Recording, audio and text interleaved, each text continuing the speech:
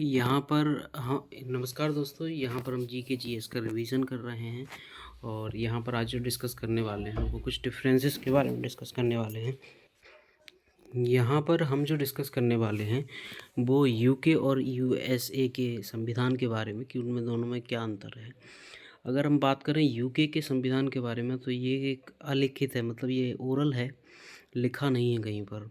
और अगर यूएसए के बारे में बात करें, ये लिखित संविधान है। और नेक्स्ट बात करें कि फंडामेंटल राइट व संविधान का विकास हाँ, यहाँ पर हुआ था। और यूएसए के बारे में बात करें, पहला लिखित संविधान बना था ये, और फंडामेंटल राइट का लिखित में प्रावधान है। और अगर यूके की बात करें तो एकल सिटीजनशिप है यहाँ पर, और यूएसए की डुअल सिटीजनशिप है। मतलब आप समझते ही होंगे। राजतंत्र, यहाँ पर राजा का तंत्र है आज भी। और यूएसए में गणतंत्र मतलब जनता का शासन है, रिपब्लिक बोलते हैं उसको।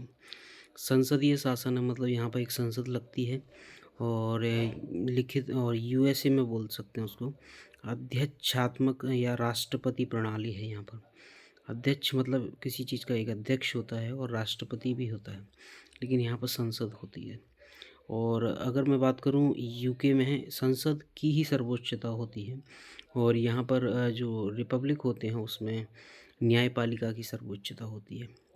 और अगर हम बात करें यूके में सबसे सरल होता है ये, सबसे सरल मतलब संशोधन करना सबसे सरल होता है यहाँ पर।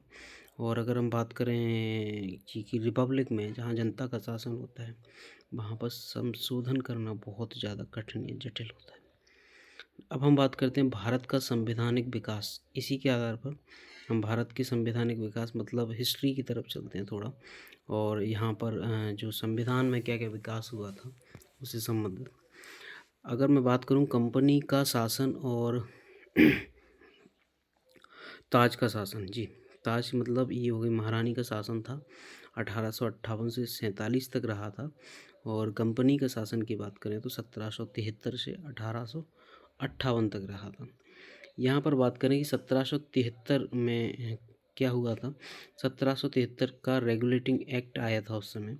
और जो 1781 में इसको सुधार एक्ट भी लाया गया था। इसका जो गलतियाँ या मिस्टेक्स हो गई होंगी इसमें, उसके लिए सुधार एक्ट आया था। और उसके बाद 1858 में भारत शासन अधिनियम आया था।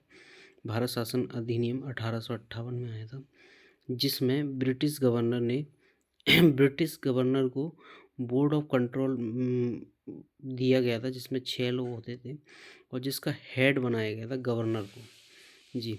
और इसी के अंतर्गत आता था governor general of Bengal, governor general of India, जी। अगर मैं बात करूं ताज के शासन के अंतर्गत, इसमें 2 टाइप के जो थे अधिनियम बनाए गए थे। एक था भारत शासन अधिनियम और एक था भारत शासन अधिनियम 1947 तक। और एक भारत शासन अधिनियम 1858 से स्टार्ट हुआ था। यहाँ पर ब्रिटेन की राजा रानी के माध्यम के अंतर्गत यहाँ पर जो थे मतलब अधिकारी नियुक्त करे जाते थे। और इनका मतलब कंट्रोल जो रहता था सीधा ब्रिटेन से रहता था। भारत शासन परिषद के अंतर्गत कार्य करते थे और ये वाइसरॉय का एक पद यहीं से जनरेट हुआ था। जी thank you so much. Next बात करते हैं अगले वीडियो में। Thank you.